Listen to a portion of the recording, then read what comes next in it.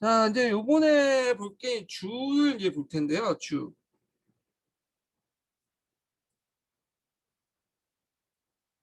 이 주는 크게 두 개로 나눠요. 서주하고 동주로 나누죠. 동주.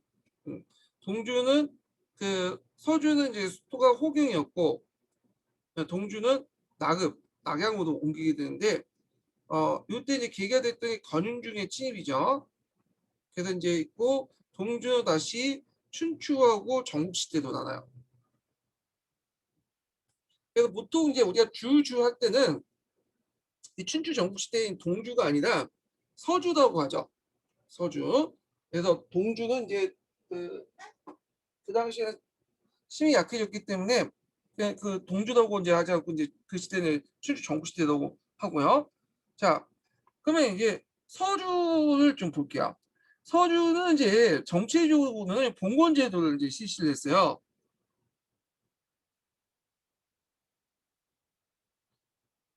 그리고 이제 사회적으로는 종법을 강조했죠. 종법제도. 네, 종법하고 봉건제도 연결돼 있죠. 그 다음에 이제 어, 그 경제적으로 조법이라 해갖고 이제 맹자의 정정제 이런 것들이 반영된 제도를 실시했고, 자 이념적으로 청명사상을 어, 내세웠죠. 그래서 은나라의 마지막은 주왕이 하늘의 명을 거스리고 멋대로 행동했고 나라를 통치 못했기 때문에 그 청명이 하늘의 명이 주도 같다. 음. 그래서 이제 이렇게 해서 청명사상을 강조했는데, 자 그래서 이제 주왕은 하늘의 명을 받고 자기 나름대로 통치를 한다. 이런 게 청명사상이야. 그래서 이 청명사상을 통해서 음주를 교체하는 그 음주 교체 과정을 정당화시켰죠. 왕조 교체를. 그리고 후대에 뭐 이제 뭐 유교라든지 이런 거 사상에도 영향을 줬고요. 예. 뭐 이렇게 이제 좀 보고요. 자, 여기 이제 그 한의 중에 보면 여기에서부터 해갖고 여기 이제 그 쭉 해가지고 어 여기까지 여기까지 주나라의 이제 그 발전 과정을 얘기하고 있어요.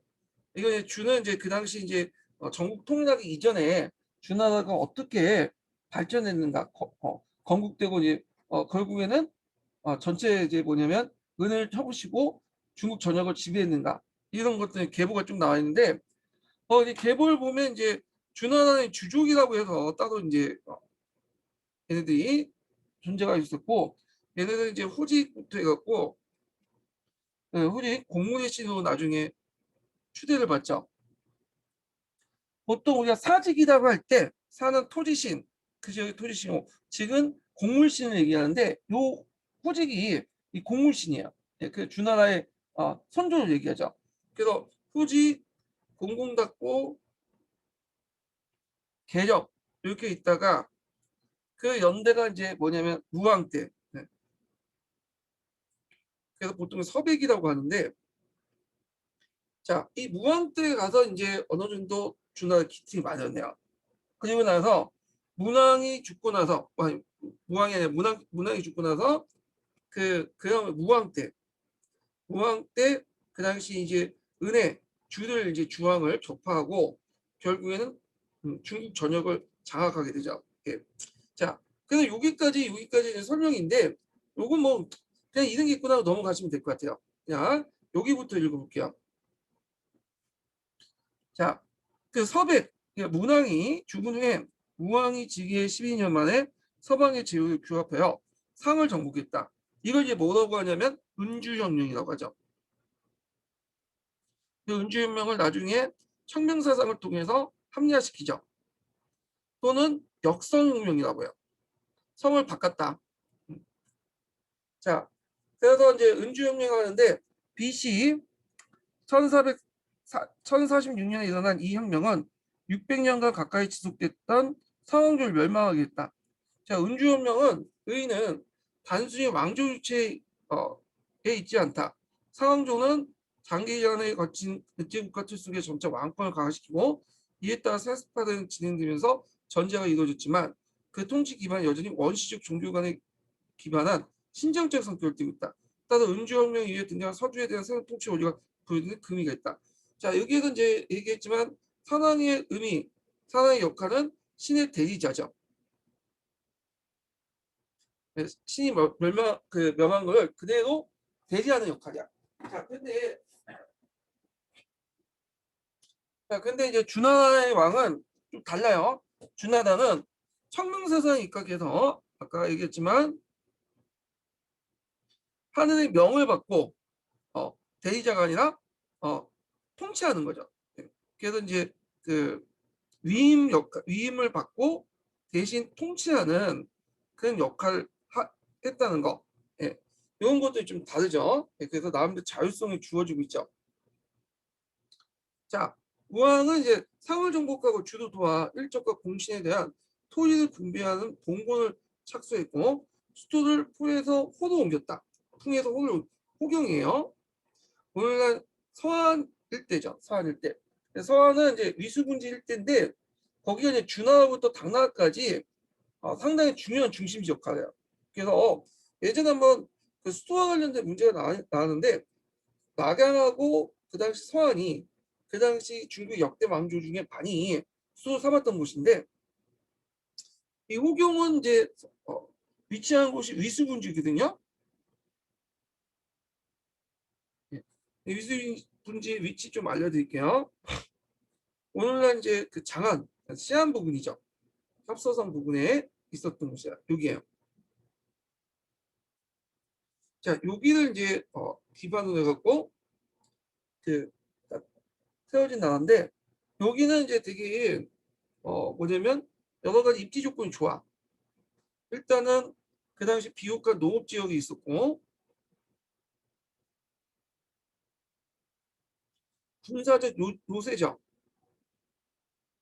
위수 부근에 산으로 둘러싸여 있고 그다음에 서방 문화의 어떤 유입구로서 상당히 중요한 역할을 하죠.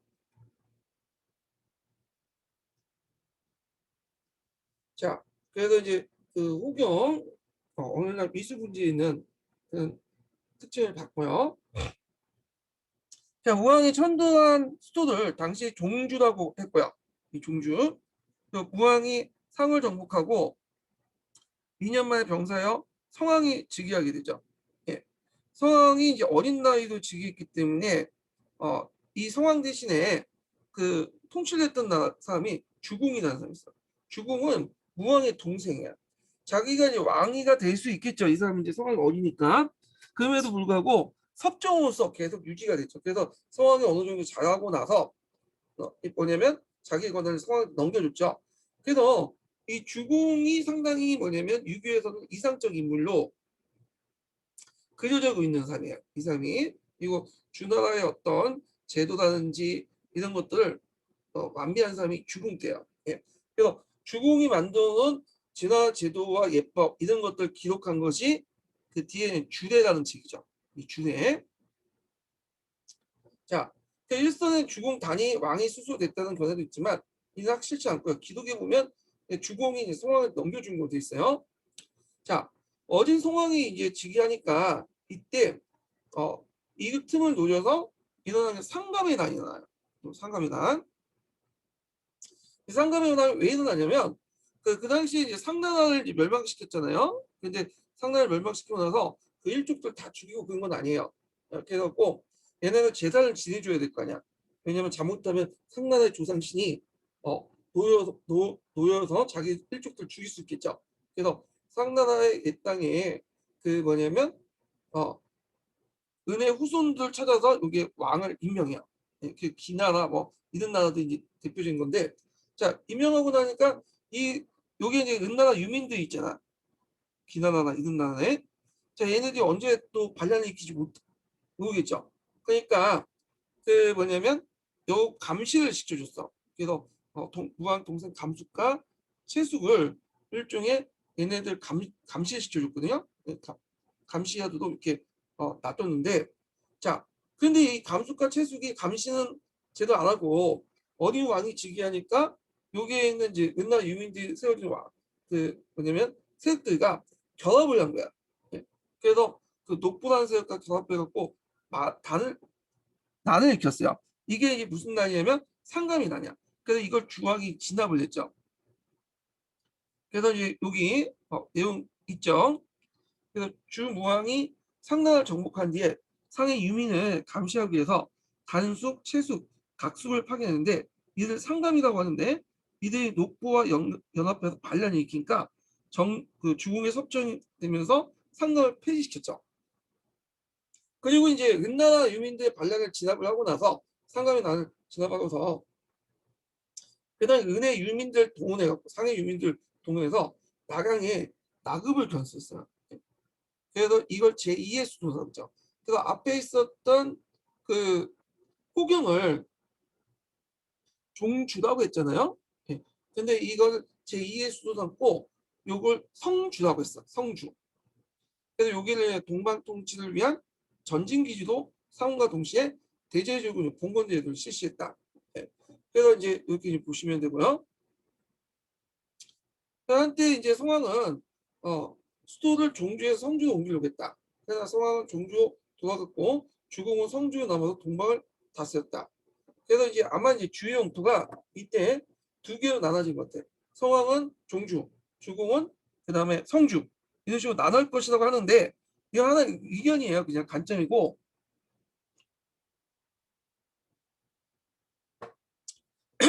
그래서 이제 그 당시 종주는 호경은 771년에 윤주의 침입을 받고 파괴했고 성주도 수도를 옮겼는데 이때까지 서주하고요. 771년 이후부터는 동주라고 하죠. 자, 요 윤적은 어디냐면 건융이죠. 건융. 기록상에 나온 건융인데 융이라는 말은 이제 중국에서는 자신을 이제 중화라고 보잖아요. 서쪽의 오랑캐는 융이라고 해요. 예, 북쪽의 오랑캐 적이라고 하고 그다음에 건융은 서쪽의 오랑캐인 것 같아요. 서쪽에 있는 이민족을 얘기하는데 거기에 이제 개견자를 붙였죠. 개 같은 서쪽의 오랑캐.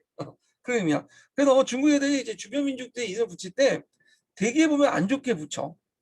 풍노라는 것도 흥스러운 노비 같은 놈들. 뭐 이런 의미죠.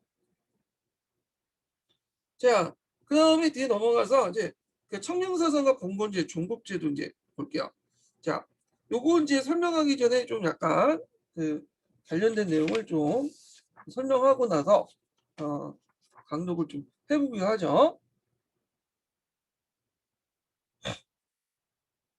자, 은나라와 마찬가지로 주나라도 늑간의 어떤 늑천적 지배 구조를 이루고 있죠. 그리고 각각의 신분들이 이제 있는데, 자, 여기 제일 위에 있는 그 신분이 왕이에요. 왕.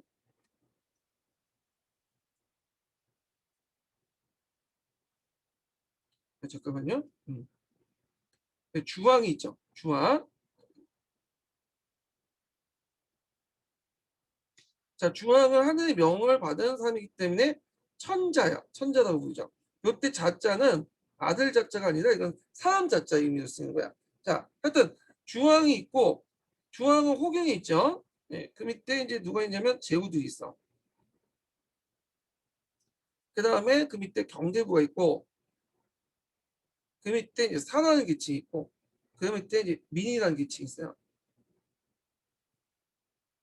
그래서 주왕부터 해서 사까지는 지배층이 인이에요. 이 피지배층 민이고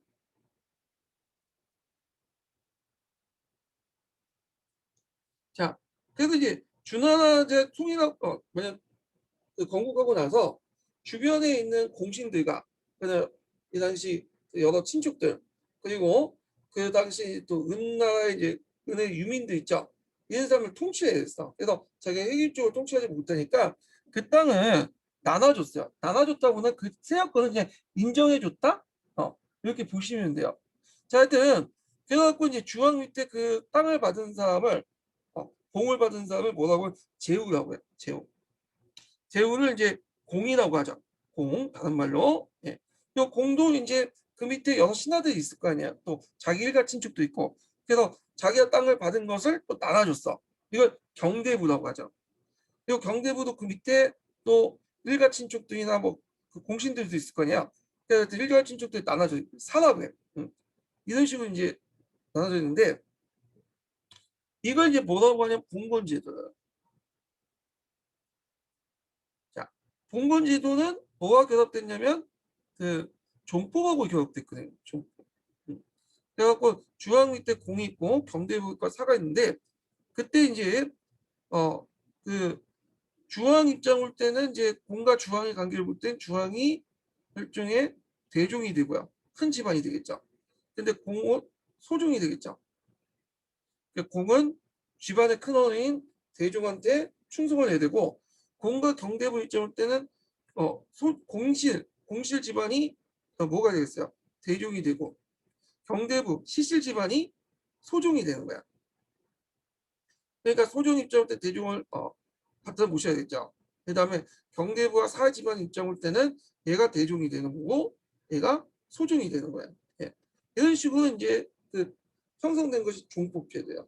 그래서 종법제도는 땅을 나눠주는 동시에 이 종법제를 통해서 그 화원적 유대관계를 통해서 어떤 충성과 이런 것들 이제 받아내는 거죠. 이런 것들 기억을 해두시고요. 자, 그리고 이제 종법제도는 어디까지만 적용되냐면 인까지만 적용돼요. 위인까지는 적용이 안 돼요. 예. 이 지배층에만 적용된다. 이렇게 좀 기억을 해주시고 자 그리고 이제 주왕이 나라를 통치하려면 어떤 정당성이 있어야겠죠. 그래서 이제 내세운 게 청명사상이에요. 그래서 청명사상 은주 교체기 때 만들어졌죠. 이 청명사상 앞에 설명했으니까 건너뛸게요. 자, 그래서 이제 주나라 봉건제도와 종복제도가 연결돼 있다. 그래서 이제 이 봉건제도의 특징은 이제 앞에서 너무도 알다시피 혈연을 매기로 한 봉건제도죠.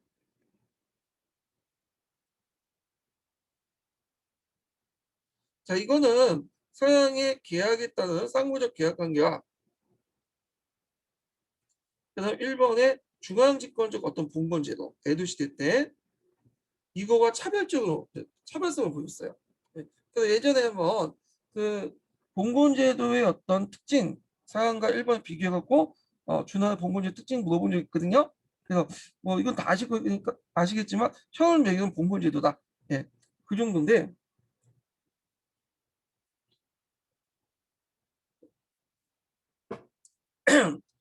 이걸 이제 파악을 해두시고요. 자, 그러면 동양사계론 내용을 이제 거기 동양사가 아니라 이것도 왜 이래? 한의중 내용을 좀 볼게요.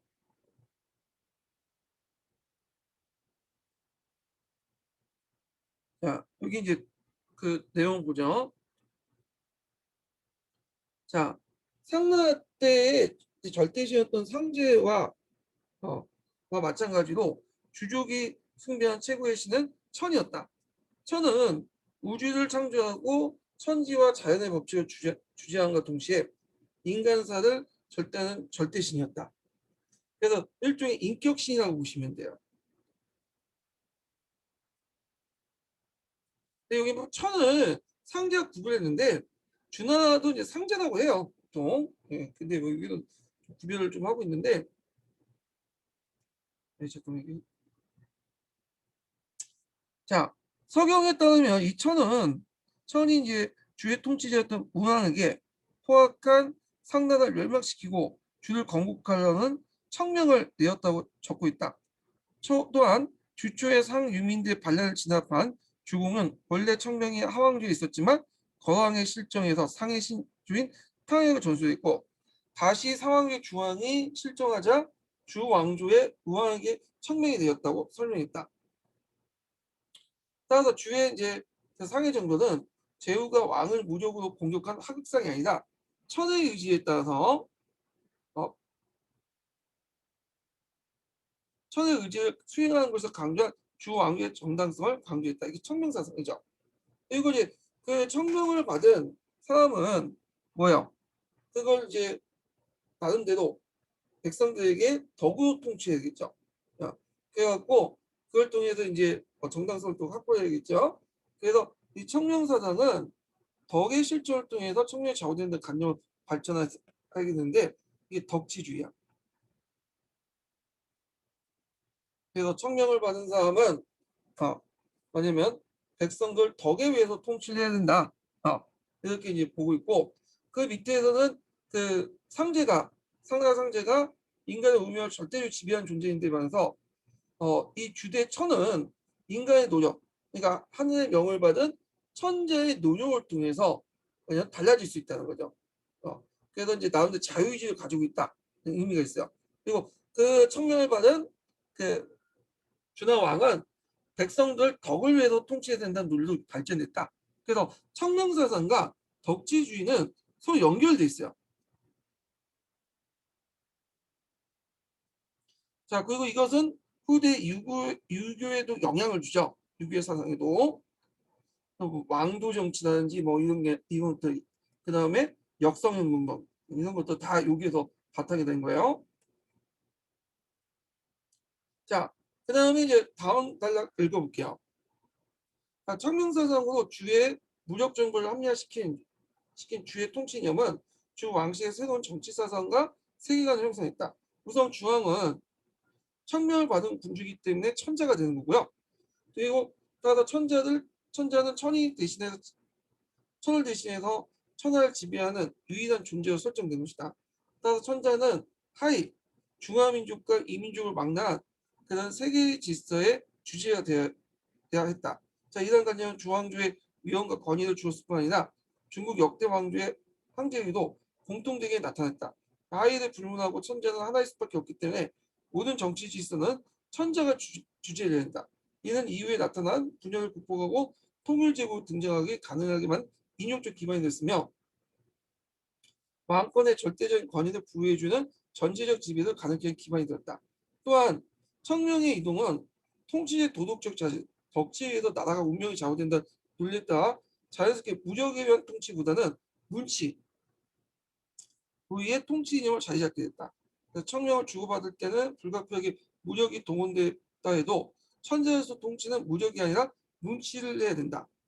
이것이 이제 덕치주의, 왕도 정치라고 얘기를 하죠.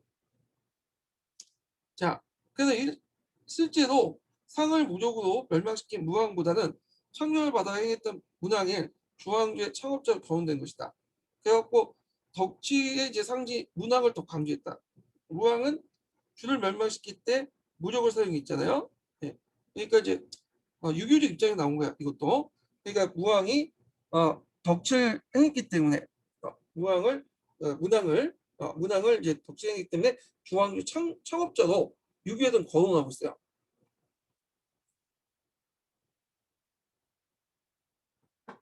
자, 그 청명 그 사상의 밑에 내용이 이제 영향이 있어요. 자, 청명 사상은 또 문치한 제도적 장치로서 중국 관료 제도에 기여를 했다. 그래서 이제 이 내용들 기억을 해두시고요. 그래서 상대의 이제 간직은 주로 제사와 궁정과 관련된 것에 많은 데 비해서 서주의 간직은 매우 다양하고 그 전문적인 속관을 두어 업무를 처리하기도 했다. 그래서 청명사상은 앞에서 칸의 명을 받고 통치하는 거고 그 명은 덕치를 통해서 구현되는 거죠. 덕치를 상실하면 패도를 하면 어떻게 돼요? 이게 이제 그 다른 사람한테 가게 되죠. 그럼 덕치를 훌륭하기 위해서는 왕도 이제 있어야 되겠지만 그 밑에 수족들도 많아야 될 거냐. 그러다 보니까 중국의 관료제도 발전하고 연결돼 있어요. 이런 것들이. 그래서 서주의 간직은 상대보다 더 복잡하고 전문직이 많았던 것이 이런 이유예요. 자, 그 다음에 이제 주황제는 상호부터 물려받은 강대한 영토와 선진적인 문화를 자랑했던 상황조 기업의 제국도 문제를 처리를 했는데, 자, 그래도 이제 이게 채택했던 것이 이제 뭐냐면 봉건제도죠. 봉건제도. 그래서 그 밑에 좀 다음 달락 볼게요. 그래서 당시에 주황의 직할지였던 왕기를 제외하고 부분의 땅을 국이라고 불렸다. 국은 나름대로 경제적 자립성을 지니고 있으며 정치적 도와 그 봉건 관계를 맺었고 국은 제후의 근거지였고 도는 제후에게 동봉하여 경대부의 근거지 가능성이 크다. 그래갖고 이제 그 당시에 이제 그 봉건제도의 구조, 음락구조, 봉건제도 아래 음락구조에 대해서 지금 얘기를 하고 있는데요. 잠깐 이제 요거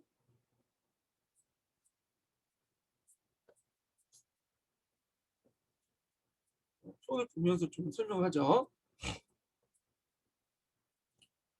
여기 볼게요.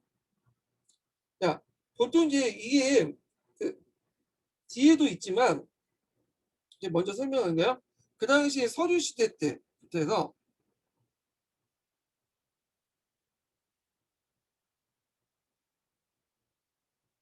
자, 서류 시대부터 해가지고 그 춘추 초기까지 예, 이게 이제 시대를 구겨자라고요. 예, 그래서 국도 비도 해갖고 지배 종속강이 누춘적 지배 구조를 가지고 있었던 것인데 자 여기 이제 표를 보면 도표를 보면요. 자 일단은 국이 이제 중심된 읍이야. 예, 국에는 누가 살고 있냐면 공이 살고 있죠. 제후들. 그리고 거기에 있는 국인들 지배층이 살고 있어. 4 이상의 지배층들이 살고 있는 것이 국이에요. 그래서 국에는 이제 큰 성으로 구성되어 있고 외성 있고 내성이 있는데 내성과 외성 중간 사이에 향이라고 하죠. 향. 그 다음에 이제 중간중간에 이제 읍들이 많죠. 인간 읍들이. 그래서 읍들을 경대부에 나눠줘.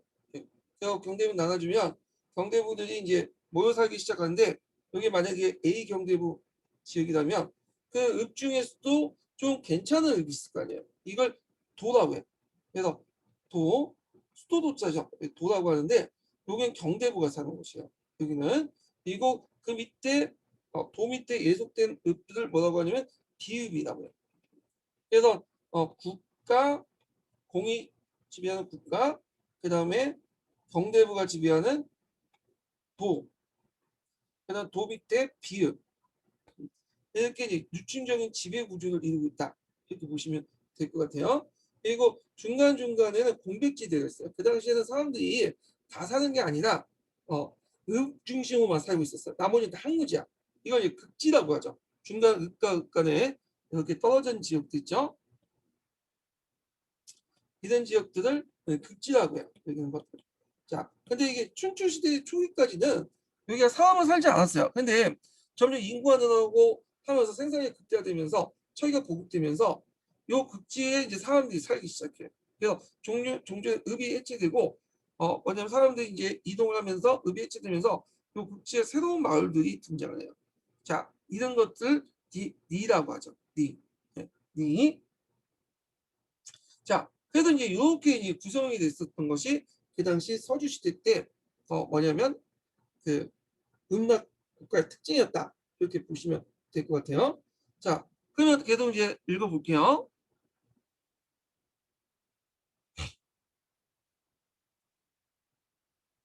자, 봉건의 형태는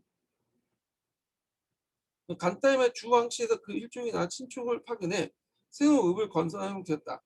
이것은 주의 지배층이 이제까지 상황적 연합하고 있던 읍제국가 위로 새로운 지배층에 들어온 것을 의미한다. 그런데 그것은 일전부터 거주하고 있던 여러 시족도 있었고 당연히 종주의 권위고 본국에 들어온 지배층과 여러 문제가 야기될 수밖에 없었다.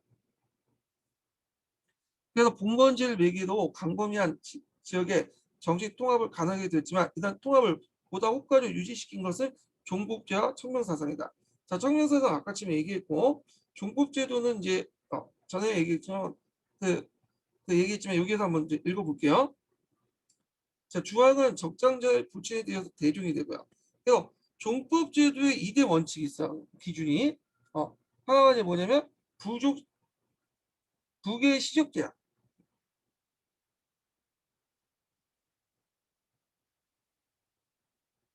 그리고 또 하나가 적장자 상속제죠. 부계실 때는 핏줄이 아버지 혈통이 이어져야 돼요. 모계는 이제 인정하지 않아요. 예전에 모계는 인정해줬는데 이때부터는 그 가부장적 사회가 확립되면서 부계시족제만 인정을 해. 아버지 쪽으로 이제 핏줄이 이어지고 그러니까 이제 외손이 이 외손이 항해를 계승할 경우가 없죠. 되게 집안의 어떤 그 대업은 그 부계 쪽에 시족들에서 하는 거죠. 친손자다 이렇게. 그냥 적장제는 뭐냐면 적자와 서자가 있죠. 중국에서는 일찍부터 그 처와 첩을 구분했어요. 그래서 처의 자식 중에 적자라고 첩을 사실 서자라고 하는데 이 적자 중에 장자가 뭐냐면 아버지의 대업을 이어받는 거야. 그러면 주왕에서 왕의 지위는 누가 받겠어요? 적장자가 받는 거죠.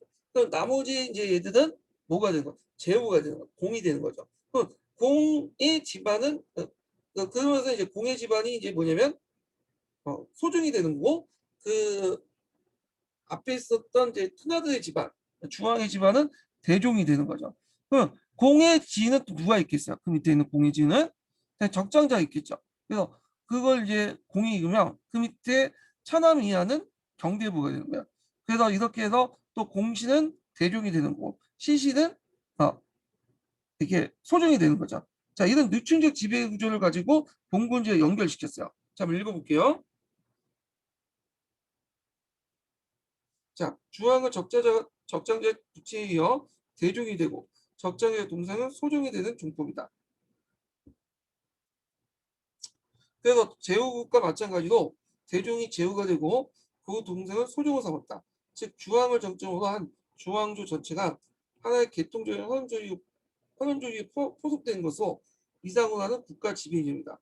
결국 종법제란 최고 권력자와 현현적인 친소에 따라서 누층적인 신분 구조가 특징이며 적장자 상속의 원칙을 하고 있다. 자, 이는 공동의 혈연의식을 바탕으로 한 것으로 이 관계를 보다 보편적 구별의식이 강화시킨 것이 청명사상이다. 그래서 청명사상은 청명이 천하를 지배할 수 있는 능력과 덕을 경비한 인물에게 부여하고 청명을 받은 인물은 청명에 따라 그 청명에 따라 청명을 받은 인물은 청명에 따라 새로운 정치 질서를 구현하는 과정에 참여하는 협력자를 봉건적 제후 삼는다는 내용을 담고 있다. 그래서 청명을 매개로 성립된 정치 질서는 현원적 관계를 초월한 개인적 덕과 능력 기초에 정당화될 수 있다. 결국 서주는 헌원 조직의 바탕을 두고 종묘 사직을 중심한 도시국가 연합체로 할 수 있고 이는 도시국가 연결 관계를 종법제와 봉건제를 통해서 유지했으며 그걸 이념적으로 지탱한 것은 청명사상이다. 그래서 봉건제, 종법제, 청명사상은 서로 연결돼 있다. 이렇게 보시면 될 것 같아요. 자, 그 다음에 준하는 이제 그 토지제도를 보통 맹자 정전제라고 하잖아요. 예.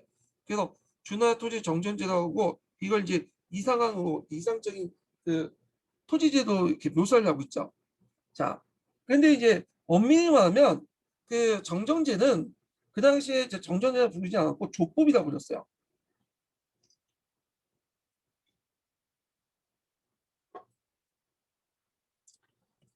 조법. 자, 조법이라는 건 뭐냐면 그 당시에는 토지 소유권이라는 게 없었어요. 소유권이 없었고 최종적으로 이제 토지 소유권이 없었다는 것보다는 말 잘못했네. 토지 소유권이 개인에게 주어지지 않고요. 음락단위에 주어졌어. 그러니까 음락이 최종적으로 토지 소유권을 갖고 있는 거야. 그러면 개인은 뭘 가지고 있냐면 토지 보유권을 갖고 있죠. 일종의 경작권이죠. 개인이 갖고 있는 거야. 그럼 보유권과 소유권의 차이가 뭐냐? 소유권은 매매와 양도가 가능해요. 근데 이 보유권은 매매와 양도가 불가능하죠. 다만 경작할 수 있는 권리가 있어요. 예, 경작할 수 있는 권리. 그리고 자기가 열심히 하면 이제 세습은 할 수 있겠죠. 경작권 자체는. 예. 그럼 왜 세습 그 당시 그 개인에게 토지 보유권이 없냐, 소유권이 없냐면 그 당시 농업 생산량이 낮았기 때문에 농업 생산이 너무 낮았기 때문에 그러니까 이제 농기구라든지 농우라든지 농사 방법이나 이런 것들이 별로 좋지가 않았어요. 그래서 농기구 같은 경우에도 목기나 석기 같은 걸 사용하고 그러니까 철기가 일반화되기 이전이니까 자 그러다 보니까 어, 개별 경작이 불가능해. 가족 단위 개별 경작이 불가능하고요. 다만 그 공동 경작을 할 수 있는 거죠. 자, 이런 상황에서 개인의 토지 소유권을 준다? 그 개인이 이제 마음에 안 든다고 토지를 매매해서 다른 데 이주를 해버리면 어떻겠어요? 그 공동경작이 안 되겠죠. 그러다 보니까 토지 소유권은 음락단위로 주게 되는 거예요. 음락을 갖고 있고 개인은 거기 보유권만 갖고 있는 거죠. 그래서 이런 개인이 소유권을 갖게 된 것은 뭐냐면 농업 생산이 올라가면서 철기가 널리 보급되면서 가지게 된 거예요. 뒤의 일이야. 이게 이제 학자마다 좀 다르지만 어떤 학자는 춘추 시대 때부터다. 토지 소유권이 어떤 학자는 전국 시대 들어와서 토지 소유권이 일반화됐다. 뭐 이렇게 있는데 하여튼 그 뒤의 얘기야. 하여튼 그래갖고 이제 이런 조법은 이런 것들 반영하고 있는데 일단 은락이 토지 소유권을 갖고 있잖아요. 그래서 은락에 있는 개인 그 구성들에게 토지를 이렇게 나눠줘요. 토지들을. 그래서 이제 은락의 구성원들은 이게 각자 받은 토지를 가지고 경작을 하는데 세금은 어떻게 내냐? 세금은 중세시대와 비슷하게 내요. 중세시대. 중세시대 세금을 노동지대로 낸다고 하죠. 얘네도 노동력을 통해서 납부하는 거야. 그래서 어느 일부 지역 그 땅 중에 음락공도의 땅 중에 일부를 이렇게 일부를 공존으로 만들어요. 그러니까 공존에 가서 한 2, 3일 동안 일을 하는 거야. 예. 그 노동지를 통해서 이런 식으로 해서 일을 했고 여기에서 생산된 물은 상위 음락 공동체에 바쳐져요. 예. 그런 식으로 해서 이제 세금을 납부를 하는 거죠. 자, 이런 것들이 이제 조법인데 이걸 이제 맹자가 정전제라는 이름으로 뭐냐면 이상화시킨 거야. 그 자기 책에다가 그래서 우물정자에다가 땅을 9개 나누고 여기 각자 땅을 갖고 여기 중간에 공전은 세금을 내는 거 이런 식으로 이사가 되는 거죠. 그러니까 정전제 그 당시에 실시했던 제도보다는 그 맹자가 이상화된 제도다. 그 당시에는 조법이 정확함이다 이렇게 보시면 돼요. 여기에다 뭐 조법과 정정제를 그렇게 구별하지 않고 있는데 한의 중에서는 동계는 그렇게 구별하고 있으니까 동계 관점을 보시는 게 좋을 것 같아요. 이거는요. 자, 한번 읽어볼게요. 자, 전국시대의 사상가인 맹자에 의하면 가장 이상적인 토지제도로서 서주에 실시됐던 제도가 정정제다. 아직 그 실시 여부에 대해서 논란이 끊이지 않으나 맹자가 전한 정정제는 900무를 달하는 정사각형 정토를 정자로 만들고 그 두두부 구등분하여 사면을 89등분하고 400무, 800무, 8가에게 100무씩 사려놓 경제하는 생활의 근거를 제공한 제도다. 중앙에 있는 나머지 100무는 공존으로 8개 공동경작을 위해서 그 수확물 조세에 납부하고 있다. 그러니까 이제 그 각 개별적으로 제가 생산된 그 생산물 세금을 내는 게 아니라 노동을 통해서 내는 거야. 노동을 통해서. 그래서 보통 이제 세금의 이제 발전 과정은 전 시간에 얘기했지만 먼저 노동을 통한 세금 납부가 있죠. 네. 그리고 생산물을 통해서 납부하고 그 다음에 화폐로 납부하는데 여기는 요 단계야. 초창기 단계야. 네. 생산물과 화폐로 납부하는 거는 뒤에 이제 전국시대 들어와서야. 이거는요. 자, 이 경우에 모든 토지 왕의 소유며 사전은 대만, 다만 대형을 불가하다. 그래서 그 대가로 농민 공존을 경쟁하기 때문에 노동의 형태로 조를 걷는 것이다. 자, 그래서 맹자에 나오는 정정제 내용인데, 자, 그러나 이게 사실상 이런 정정제가 실시하기는 좀 어렵다. 이런 것도 있어. 그래서 이 내용을 보면 첫 번째로는 당시의 농업기술상 후경농법이 필수적일 텐데 이에 대한 규정이 없다는 거. 그 다음에 이게 이제 국가에 나눠줬으면 음락에 나눠줬으면 일정 연령의 한수 규정이 있어야 되는데 그런 게 없다는 거. 그 다음에 정기적인 재분배가 이루어지지 않는다는 점. 그 다음에 경지 내에서 수가 조직 수요 조직이 보이지 않는다는 거. 왜 농사 지으려면 수요 같은 것들 저수지 같은 걸 만들 수 있는 어떤 그 조직 같은 거 있어야 될 거 아니야. 그런 것도 없고 그다음 계절에 따른 거주지 변화도 보이지 않는다는 점. 윤작 경영 형태에서는 옮겨 다니면서 해야 될 거 아니야. 근데 그런 것도 없고 자 그래서 제도적 미비함을 보이겠다. 그래서 이런 것들 때문에 맹자의 정정제는 실제로 역사적인 어떤 실체보다는 동양사 개론대로 조법을 일부 반영한 토지제도였다. 이렇게 이제 보시면 될 것 같아요. 자, 그래도 이제 이런 내용들이 있는데 이거는 뒤에 있는 내용 각자 읽어보시고 자, 그 다음에 이제 그 봉건제 세태 과정을 볼게요. 봉건제 세태 과정. 자, 봉건제 세태 과정은 이제 당연히 그 하연을 매고 있기 때문에 하연 간의 어떤 유대 관계가 끊어지면 어떻게 됐어요? 봉건제도가 세태되겠죠. 그래서 그 밑에 이제 관련된 내용이 그 다음 장 있는데 한번 읽어볼게요. 두 번째 단락부터.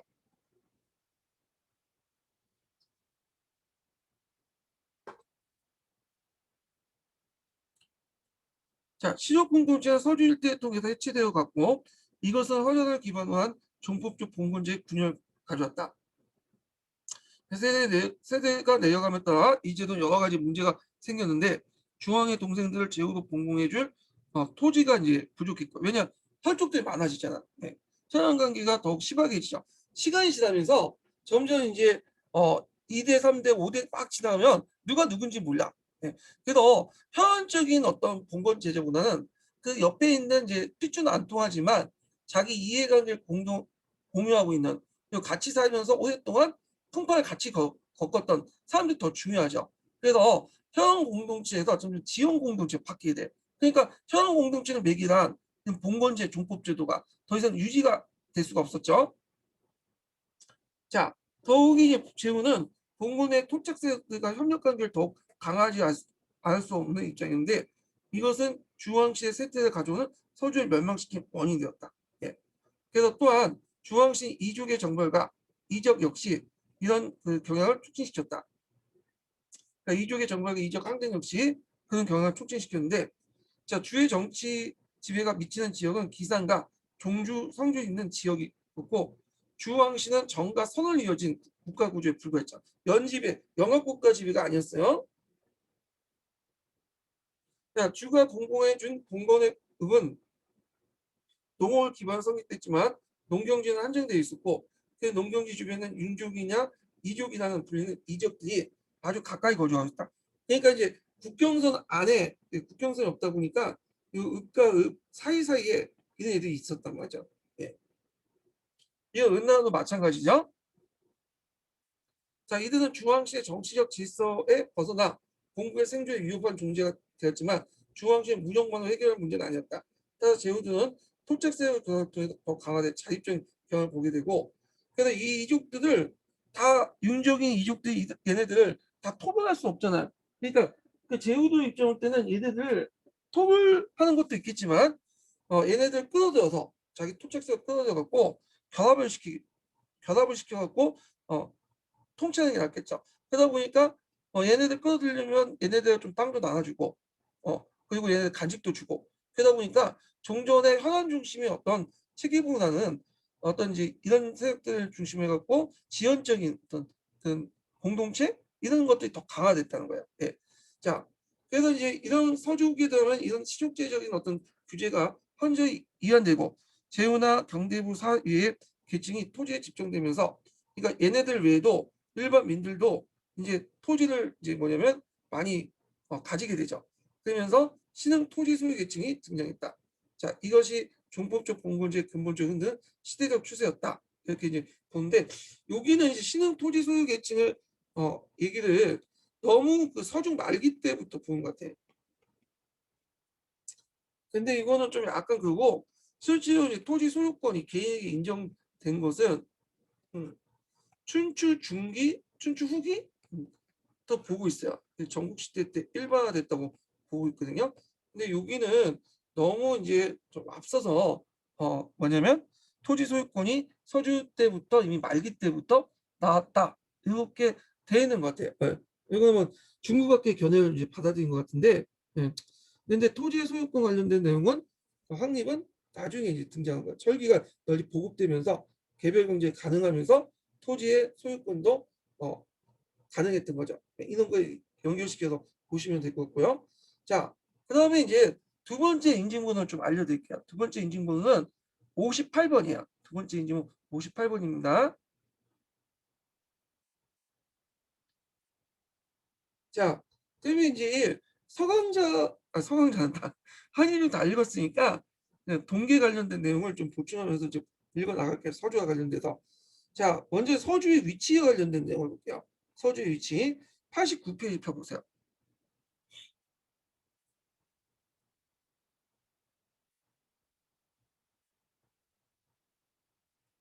자, 여기 서주는 이제 위치는 뭐냐면 어, 서주가 역사상 어떤 위치에 있는가 이런 말이에요. 그래갖고 이제 서주와 관련된 연구가 이제 후대에도 계속 됐는데 크게 이제 서주에 대해서 두 가지 의견이 있어요. 하나는 서주를 그대로 믿는 아주 이상적으로 이제 믿고 있는 그런 사람도 있겠죠. 주로 유학자들이 그렇게 이제 얘기를 하는데 이걸 이제 뭐냐면 고심파라고 해요. 얘네들.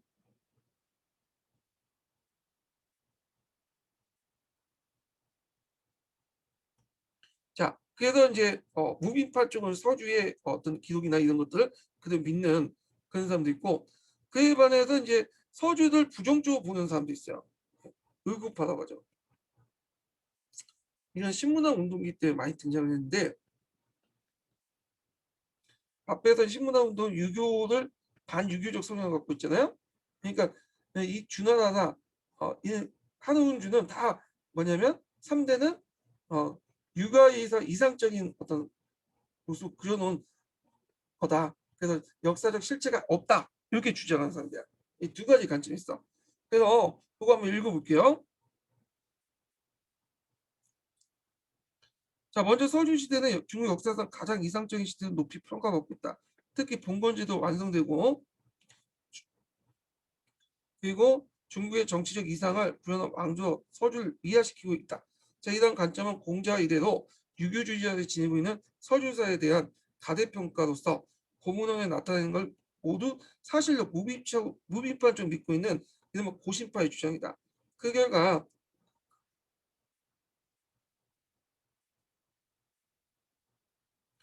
그 결과 서주사회는 봉건제도나 주공에 대한 사실보다는 훨씬 높게 평가받고 있다. 따라서 서주가 끝나고 동일 시대로 접어든 춘추 전국시대에 대해서는 이를 객관적 평가로 들지 않고 서주의 이상 시대를 하게 암흑 시대로 부정적 평가를 내리고 있다. 자, 이거는 뭐 공자의 영향도 컸다고 보면 돼요. 공자도 그 당시 그 춘추 시대를 되게 뭐냐 그 참 약간 부정적으로 봤죠. 예의나 질서가 무너지는. 그래서 자기가 이제 돌아가는 이상적인 시대를 서주도 봤잖아. 예, 복구적 경향을 보이죠. 이런 것들이 이제 서주를 이상적으로 보고 춘추 전국 시대를 상당히 부정적으로 보는 견해와 또 연결돼 있죠. 자, 두 번째는 이제 의구파인데, 자, 서주사를 비롯한 중국 고대 역사를 사실 비판적 보는 의구파가 있다.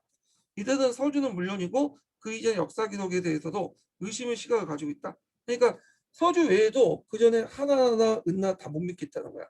예, 다 유교적 이상 그 유교 유학자들이 만든 조작물에 불과하다. 뭐 이렇게 생각을 하고 있는 거죠.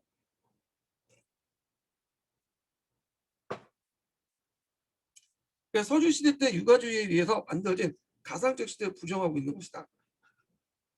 자, 이에 대한 근거적으로 최근에 발굴된 유적에서 은대 및 그 밑에 이전에 유물들이 대량 나타난 데 반해서 서주시대 유적은 동기명이나 청동 명문 등 사소한 유물 지역은 왕국토나 그런 것이 발견되지 않은 걸 내세우고 있다.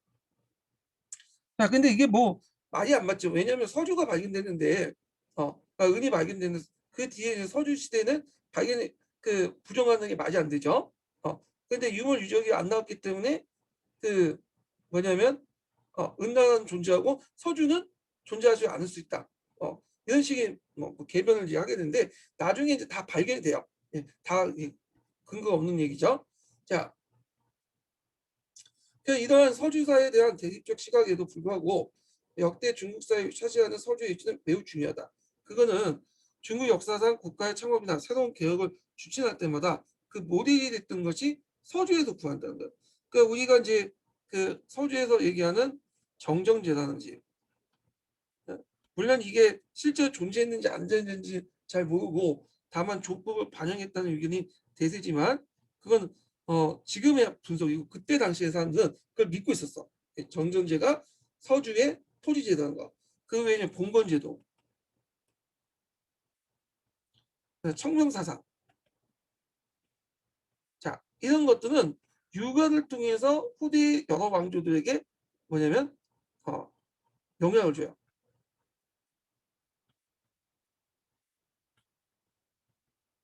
그래서 여러 왕조의 그 개혁 모델을 보면 다 그 기호는 그 모델은 어디 두고 서주를 두고 있어요. 뭐 토지제도도 그렇고 그다음에 간제 개편도 그렇고 예. 그래서 이제 있고 그다음에 주례라는 것도 서주의 어떤 예법이나 이런 것들 기록을 한 거죠. 예. 그 역대 왕조와 서주들 이상적인 시대로 삼는 것은 그런 만한 이유가 있다. 우선 서주가 발견한 근거지가 항하 주류의 위수 분지에서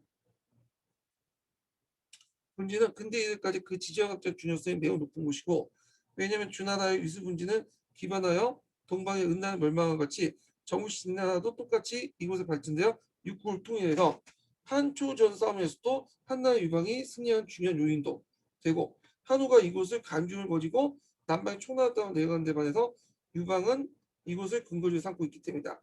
그래서 첫 번째 이유가 있고요. 위수 분지가 왜 중요한지 지금 얘기를 하고 있죠. 두 번째로는 농업 경제 면에서 위수 분지는 비옥한 농업 입지 조건을 가지고 있으며 군사적으로도 천연의 요소다. 세 번째로는 앞에서 이제 얘기한 것처럼 다 얘기했어요. 앞에 동서문명 고려상에 있어서 위수 분지는 서방 문화가 중국에 들어온 입구에 해당하며 자연히 문화적 선진지로서 각광을 받았던 곳이다. 특히 분열시대와 재통일한 중국 역대 통일왕조가인데 진, 전한, 수, 당은 위수분지를 수도로 해서 통일의 대업을 완성했고, 위수분지는 지정학적으로 중요한 역사적 실증이 되고 있다. 자, 이거 외워두세요. 진나라, 전한, 수, 당. 예전에 이제 그 중국의 어떤 수도를 물어본 문제가 있었거든요. 그 위수분지에 있는 나라들, 낙양가 이런 데 수도 같은 수도를 정했던 나라들, 이런 것들 물어본 적 있어. 그래서 진나라는 항우의 수도죠. 잠깐, 진나라 수도가 항우이죠. 예. 그 다음에 전하는 장안, 수나는 대흥성, 당나는 장안. 이름은 각 다르지만 항응이나 항웅이나 장안이나 대흥이나 장안이나 다 다르지만 위치는 위수분지야. 오늘날 서안이죠. 서안 북이에요. 예. 그래갖고 여기 이제 보면 항응이 아니라 한양이다. 예. 제가 착각했어요. 이름이 갑자기 생각이 안 났어. 진나라 수도가 함양이에요. 예. 그래서 이제 그 밑에 이제 좀 읽어볼게요. 서주의 수도 호경을 비롯해서 그 당시 진해 함양, 전안, 장안, 수해 대흥, 당나 수도 장안은 다 위수분지 간중 지역에로서 현재 서안 부근이다. 이거 외워두시고요. 이거 기초에 나왔던 거예요. 네. 자, 이와 같이 위수분지의 지정학적 이점을 활용해 발전 준하의 역사적 평가는 중국 최초의 이제 그 봉건제도를 비롯해서 여러 가지 제도와 문물을 정비했다는 문화적 성격을 비롯된 것이다. 따라서 중국사 전기의 선당은 서주다 보는 시각이 상당히 설득이 있다. 예. 그래서 서주의 의의를 이제 얘기를 하고 있고, 서주의 의의는 이제 정리해 보면 첫 번째로는 후대 왕조의 역대 모델이 되었다는 거. 예. 그때 모델이고, 그 다음에 서주의 위치가 위수분지이기 때문에 위수분지의 이제 그 역할도 있죠. 유리한 점들 언급한 다음에 이것이 후대 이제 진이나 전환 수당에도 연결됐다. 그 각각의 그 지역에서 이제 뭐냐면 국가가 세워졌다. 이런 것도 이제 해서 그 후대 주나라가 상당히 중요한 역할을 하고 있다. 중국 왕조사에서 그 얘기를 지금 하고 있어요. 왕조사에서 중요한 역할을 하고 있다는 걸. 자, 그 다음에 이제 또 뭘 보냐면 그 봉건지와 읍지국가의 구조를 좀 볼게요. 이거는 이제 동계도 잘 돼 있는데 93페이지 보세요. 93페이지.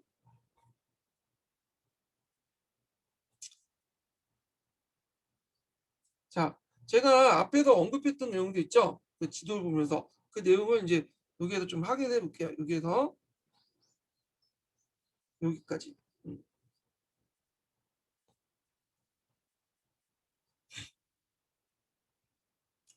자, 봉건 영토 가운데 주왕씨들 지배하는 직할지를 왕기라고 하고 제국의 봉건 땅 국이라고 한다.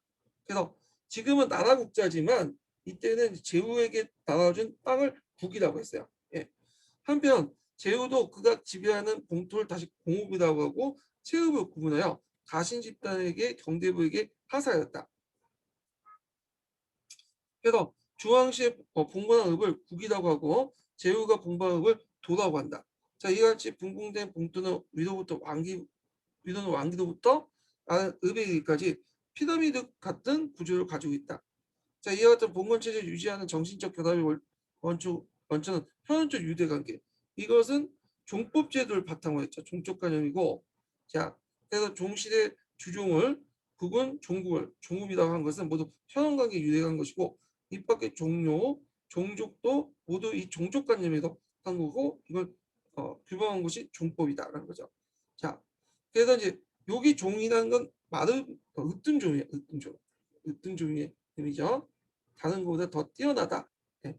그래서 요거는 이제 그 적장자를 기준으로 해가지고 형성된 것들이죠. 자,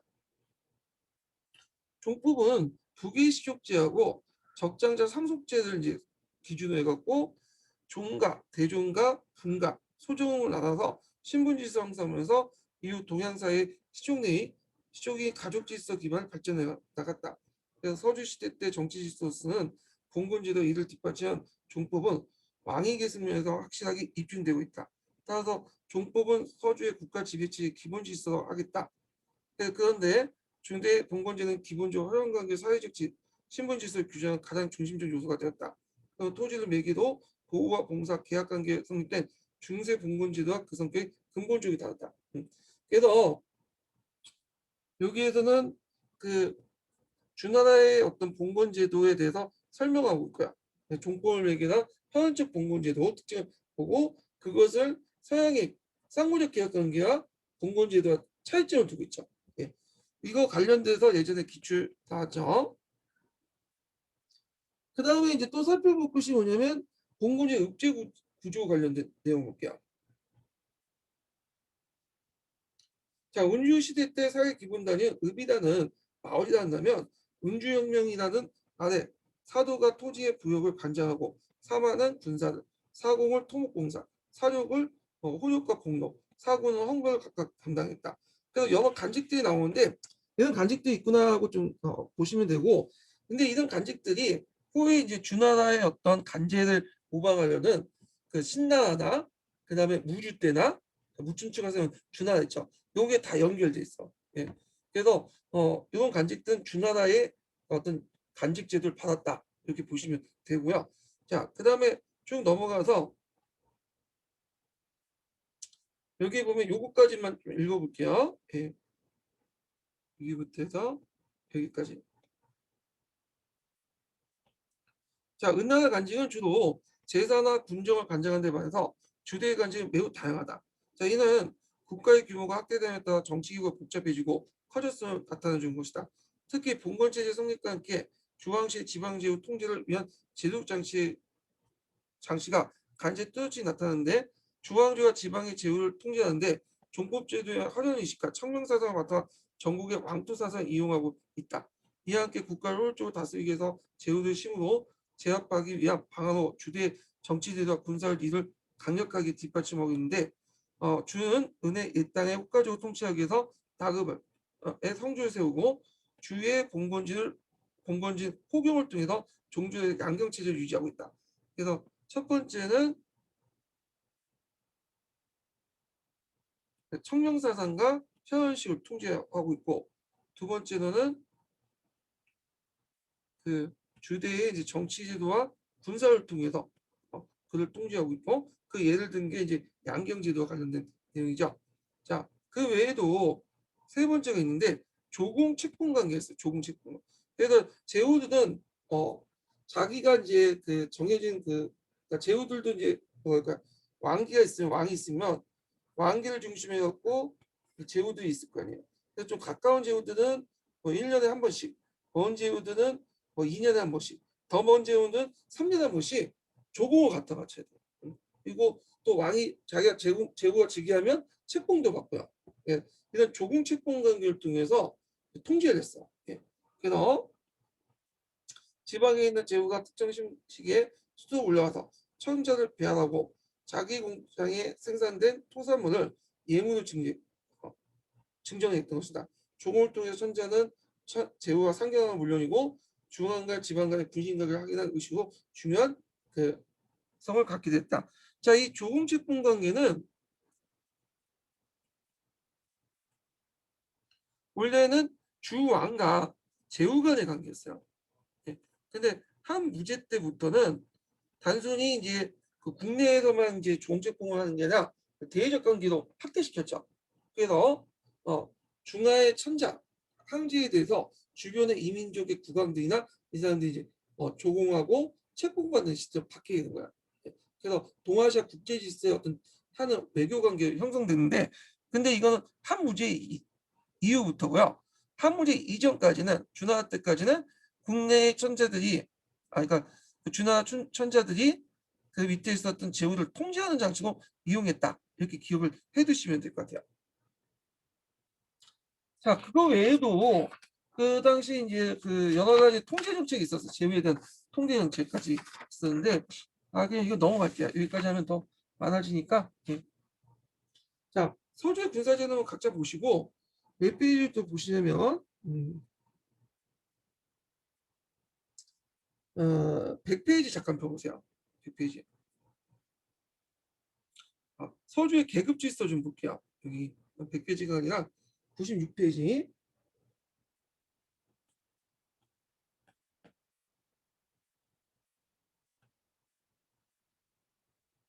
자, 서주는 봉건사의 혈연관계와 중대 토대도 종법제도에 기반해 성립됐기 때문에 사회계층은 엄격하게 지배계층과 피계계층으로 구분되었다.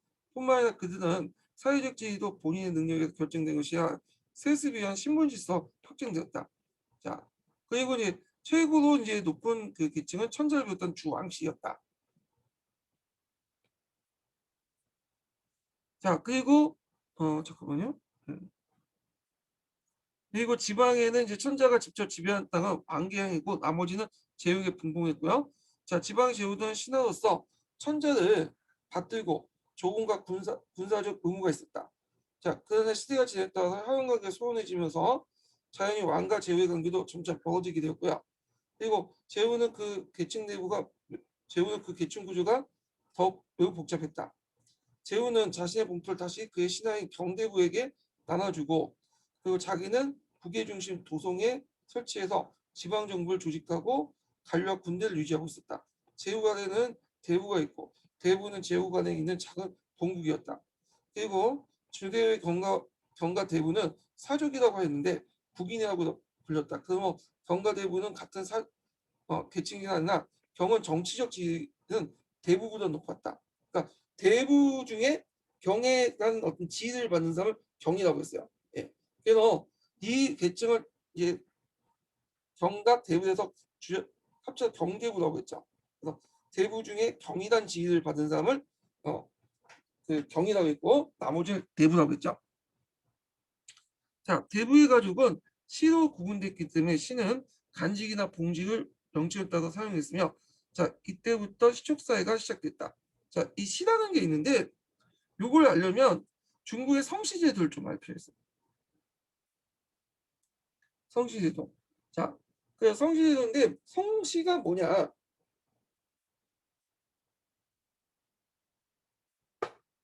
자, 성이라는 것은 모계혈통으로 이어지는 거야. 중국에서는 시라는 것은 부계혈통이었어요.